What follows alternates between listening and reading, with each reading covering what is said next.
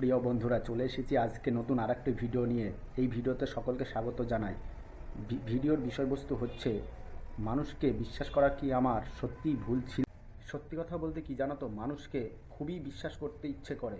কারণ আমি একজন মানুষ হয়ে আরেকজনকে বিশ্বাস করব না, এর কি মানে হয় বলো? কোনো মানুষের সাথে প্রথম দেখা হচ্ছে বা কথা হচ্ছে, কি মনে করে তাকে আমি বিশ্বাস করব? কেনই বা আমি তাকে সন্দেহের চোখে দেখব? একজন মানুষের সঙ্গে যখন আমার কথা হচ্ছে, তাকে তখন আমি ভালো বন্ধু হিসেবে মনে করেই কথাগুলো বলি। এই মানসিকতাটা কি আমার দুর্বলতা? মানুষকে প্রথম থেকে বিশ্বাস করাটা কি আমার ভুল? একটি ছেলে যাকে আমি বন্ধু মনে করি, কিন্তু তার সম্পর্কে বেশি কিছু জানি না, তার কোন কথায় আমি মনে আঘাত পেয়েছি এবং তাকে বললাম, একজন বন্ধুর কাছ থেকে আমি এই ধরনের ব্যবহার আশা করিনি। তার উত্তর ছিল, তুমি কেন মানুষকে না জেনে না চিনে বন্ধু হিসেবে দেখবে?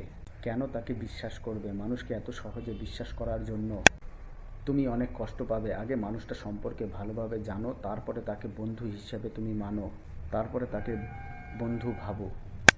এতদিন মানুষকে মানুষ হিসেবে ভাবা এবং বন্ধু ভাবা আমার কি ভুল ছিল?